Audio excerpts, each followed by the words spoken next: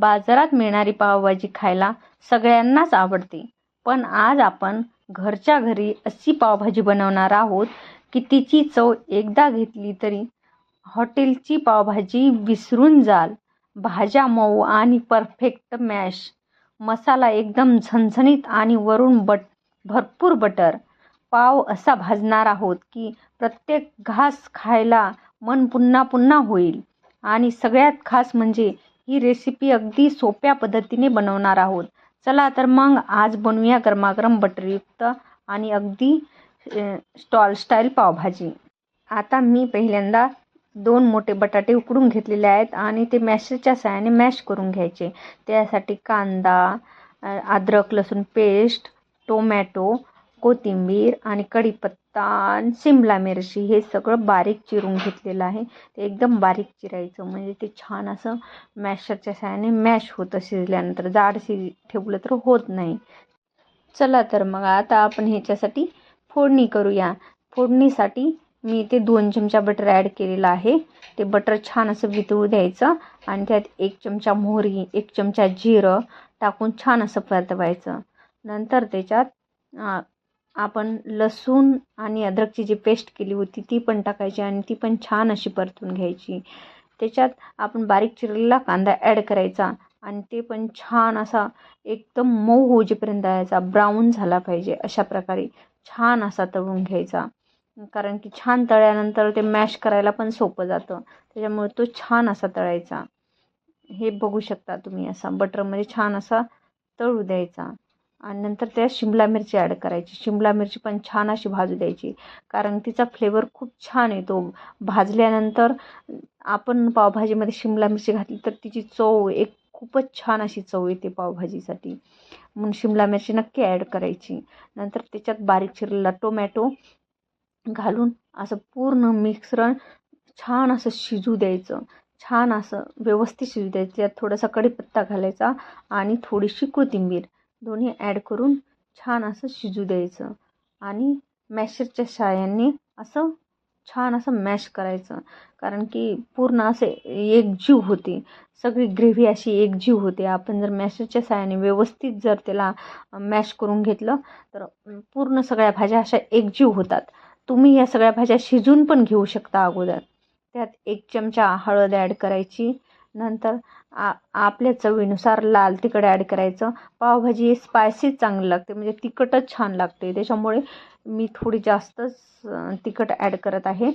तुम्ही तुमच्या चवीनुसार तिखट ॲड करा.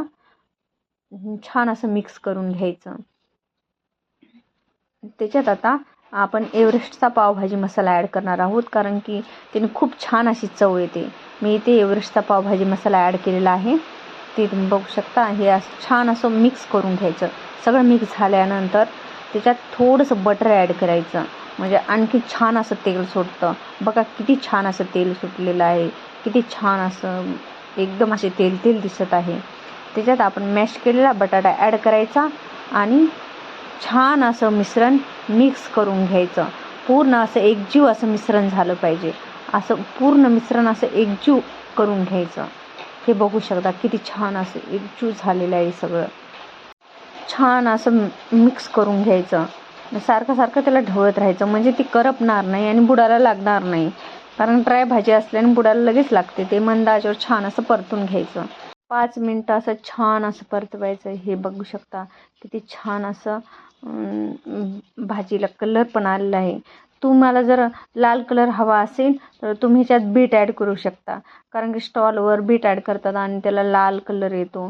मग अशा प्रकारे ही भाजी काढून घ्यायची, कारण की आपल्या गरम भाजी हवी असते, त्याच्यामुळे सगळ्या भाजीत एकदाच पाणी नाही टाकायचं. त्याच्यामुळे बाकीची भाजी काढून घ्यायची आणि थोडीशी भाजी ठेवायची आणि त्याच्यात आपल्याला हवं तसं पाणी ॲड करायचं, आपल्याला पाहिजे ते त्या प्रकारे. हे बघू शकता मी थोडीशी भाजी इथे काढून घेतलेली आहे आणि त्याच्यात आता थोडंसं बटर आणि पाणी ॲड करत आहे. हे बघू शकता किती छान असे ग्रेव्ही टाईप छान अशी पावभाजी तयार झाली, एकदम स्टॉलसारखी. हे बघा किती छान असं टेक्स्चर आलेलं आहे भाजीला. पावभाजीमध्ये थोडंसं बटर आणि चवीनुसार मीठ ॲड करून थोडंसं पाणी ॲड करून ती थोडीशी पातळ करून घ्यायची आणि आता पाव भाजण्यासाठी तव्यावर बटर घाला. त्यावर थोडी पावभाजी मसाला आणि कोथिंबीर घालून पाव दोन्ही बाजूने छान कुरकुरीत आणि बटरमध्ये भाजून घ्या. छान असे दोन्ही बाजूने पाव खरपूस असे भाजून घ्या, कारण की छान पाव भाजल्यानंतर खूप छान असे लागतात. खरपूस भाजायचे म्हणजे ते कसं खायला पण असे छान लागतात पावभाजीसोबत. आणि भाजी पण अशा प्रकारे थोडीशी गरम करून घ्या तव्यावर. हे बघू शकता, अशा प्रकारे भाजी गरम करून घ्यायची. थोडंसं बटर टाकायचं आणि भाजी गरम करून घ्यायची. गरमागरम भाजी प्लेटमध्ये काढा. वरून बटर, बारीक चिरलेला कांदा, कोथिंबीर आणि लिंबाचा तुकडा ठेवा आणि तयार आहे आपली झणझणीत बटरयुक्त आणि अगदी हॉटेलसारखी पावभाजी. ही रेसिपी आवडली असेल तर व्हिडिओला लाईक करा, चॅनलला सबस्क्राईब करा आणि कमेंटमध्ये सांगा ही रेसिपी तुम्हाला कशी वाटली. पावभाजी नक्की करून बघा, अशा प्रकारे खूप छान अशी लागते. थँक्यू, धन्यवाद.